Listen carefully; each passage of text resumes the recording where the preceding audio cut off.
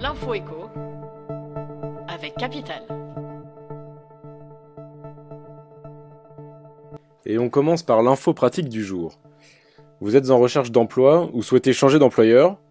Si les chiffres du chômage sont plutôt sombres pour début 2021, certaines professions bien spécifiques recrutent actuellement et vont continuer à le faire l'an prochain. Mais alors lesquelles ? Eh bien, la plateforme spécialisée dans le recrutement par l'intérim CAPA a dressé la liste des 10 métiers qui devraient être les plus recherchés en 2021.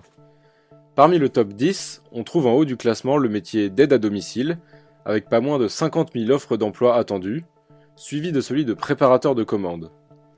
Les professionnels de santé, comme les infirmiers ou les aides-soignants, et les commerciaux sont également courtisés.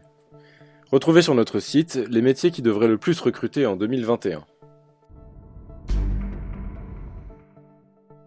On passe maintenant au chiffre du jour, qui est 213%.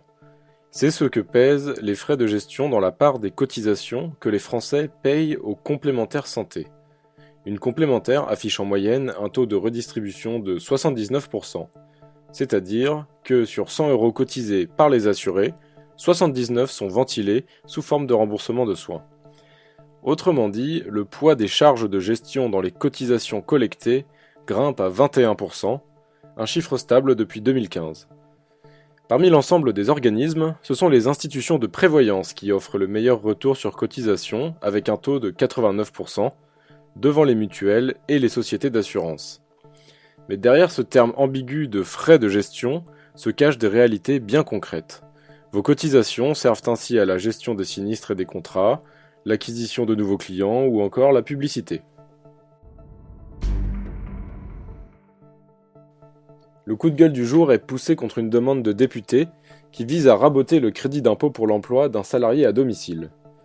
Selon ces députés, cette niche fiscale profiterait surtout aux ménages aisés et favoriserait le travail précaire.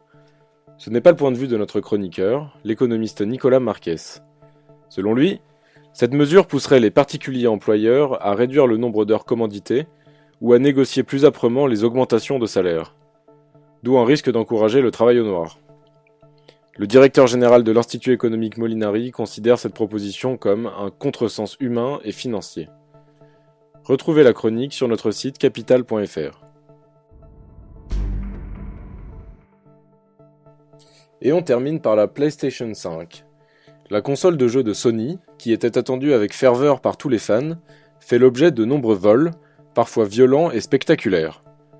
En France, les entreprises de livraison sont prises pour cible, comme cet entrepôt FedEx du Rhône, braqué le 24 novembre par 3 hommes. Au Royaume-Uni, certains vols ont atteint un niveau de spectacle inédit, comme avec ces malfrats qui ont dévalisé, alors qu'ils roulaient sur l'autoroute, un camion transportant des PS5. Des employés des entreprises de livraison, comme Amazon, sont aussi soupçonnés d'avoir subtilisé des consoles de jeux dans des colis. Ces vols alimentent un trafic sur Internet, qui se traduit par des reventes au prix fort, parfois le double, ou par des arnaques en ligne. C'était l'info écho avec Capital.